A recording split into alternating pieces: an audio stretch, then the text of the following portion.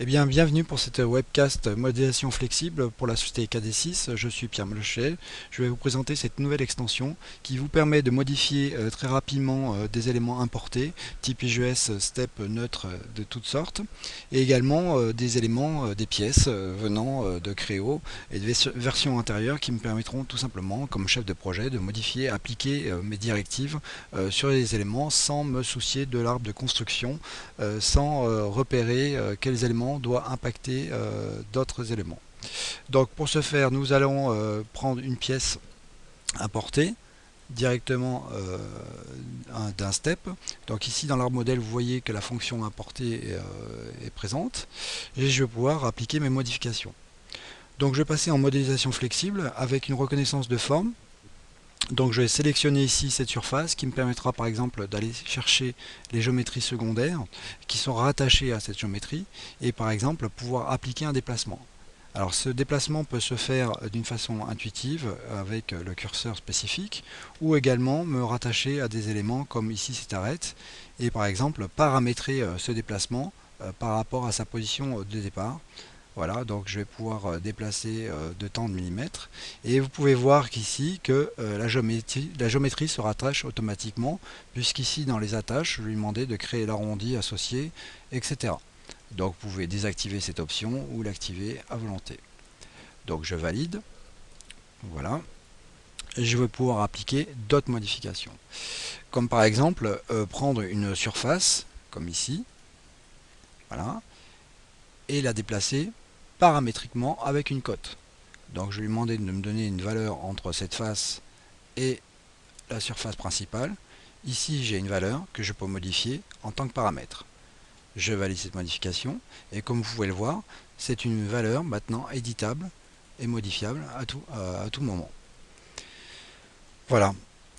Donc également en disponibilité, vous avez la possibilité de déplacer des géométries, comme par exemple ici déplacer avec l'aide de contraintes, des contraintes qu'on reconnaît comme dans un assemblage, c'est-à-dire que nous avons des placements automatisés avec des distances, des parallèles, des normales, des éléments concentriques, etc. Donc qui vous permettront de par exemple déplacer des géométries d'une façon très précise. Je vais pouvoir également lui demander de faire des modifications analytiques, c'est-à-dire que si je prends une géométrie du type trou, il reconnaît automatiquement que c'est un rayon qu'il faut modifier et vous voyez qu'automatiquement il prend le rayon l'arrondi associé. Donc je vais pouvoir modifier encore une fois paramétriquement et rentrer la valeur.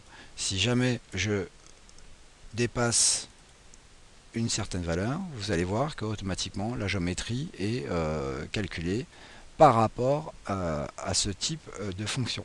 Comme ici il y a un trou, et bien il enlève toute la géométrie environnante. Donc je vais valider ma modification.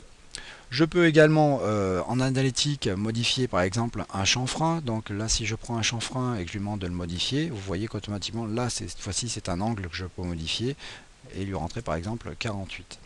Voilà, je valide. On peut aussi également reconnaître des fonctionnalités basiques, comme par exemple un arrondi, modifier un arrondi, et bien automatiquement je prends l'arrondi et là on reconnaît les curseurs de ces valeurs d'arrondi. Je peux à ce moment-là modifier et réduire à volonté ces valeurs. Voilà.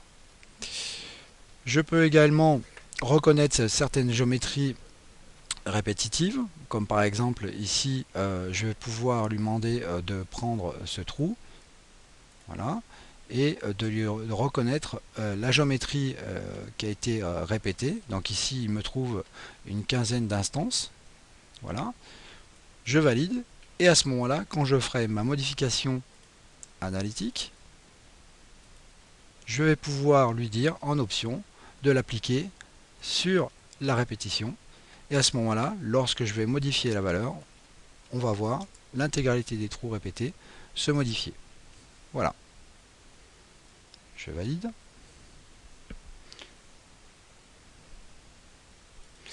Je peux également lui demander certaines options au niveau des modifications, comme par exemple ici derrière, j'ai un bossage que je voudrais déplacer. sans déplacer l'intégralité de la surface. Donc ici je voudrais faire monter la petite surface cylindrique sans avoir à la rattacher au reste de la géométrie. Donc ici je vais pouvoir prendre une géométrie, la déplacer, voilà, donc en vertical. Voilà. Donc pour l'instant, le logiciel me propose de déplacer l'intégralité de la surface, et je vais pouvoir en option lui dire que je veux créer des surfaces latérales, diviser la surface. Donc je vais pouvoir lui demander sur cette surface de diviser par ces deux surfaces latérales, et à ce moment-là de limiter mon déplacement, limiter mon extension, et je pourrai d'une façon plus précise pouvoir modifier les parties qui m'intéressent. Voilà, donc je valide. En option également, je vais pouvoir déplacer ces géométries, donc la surface de base plus les deux petits arrondis, les déplacer vers l'avant. Voilà. Vous reconnaissez automatiquement qu'il prend les géométries qui doivent être associées avec l'élément. Je vais pouvoir lui demander d'arrêter de calculer cette partie. Et à ce moment-là, en attache, lui demander de créer des surfaces latérales pour cette partie, ainsi que la partie de droite. À ce moment-là, vous voyez que si je valide, eh bien, le déplacement s'est effectué, et en plus, il m'a créé les surfaces pour boucher la géométrie. Voilà. Également, en possibilité, vous avez la possibilité de pouvoir éliminer certaines géométries, comme par exemple ici, je vais pouvoir lui demander de m'éliminer ce bossage, ce perçage, pardon. Voilà. Donc à ce moment-là, de reboucher certaines parties, d'éliminer certains arrondis, d'éliminer certains bossages, d'éliminer certains arrondis qui pourraient éventuellement me gêner. Je peux également symétriser certaines parties. Donc ici, par exemple, je vais prendre la découpe ainsi que le bossage secondaire, et à ce moment-là, de le symétriser par rapport à un plan. Voilà. Donc toujours le même principe, je peux dans les options lui demander de me créer ou pas l'arrondi qui va avec, etc. Donc je valide. Voilà. Donc à ce moment-là, si je lui demande de reconnaître certaines parties symétrisées, je vais pouvoir par exemple lui dire que cette partie-là, reconnaître la symétrie. Voilà, pardon. Il ne s'agit pas de répétition, mais de symétrie. Voilà, donc la surface d'amorce et le plan. Je valide. À ce moment-là, il est reconnu que j'avais symétrisé un élément, ce qui fait que si je déplace, comme tout à l'heure, cette face par rapport à un élément symétrisé, donc en option ici, je vais pouvoir lui demander de modifier le symétrique en même temps. Voilà, donc en temps réel, on voit les deux éléments qui se modifient. Voilà. Vous avez aussi la possibilité de substituer des surfaces géométriques par des surfaces construites de substitution. Donc ici, j'ai créé une surface par extrusion, et je vais lui demander tout simplement d'aller dans substitution, de prendre des surfaces à substituer, c'est-à-dire cette face-là, celle-ci et celle-ci, par une surface désignée. Voilà. Donc automatiquement, le logiciel réajuste la géométrie par rapport à l'élément de substitution, ce qui fait que si je modifie cet élément de substitution, c'est-à-dire la surface extrudée, eh bien on voit en temps réel les éléments qui s'ajustent par rapport à ma modification. Donc si elles sont faisables ou pas.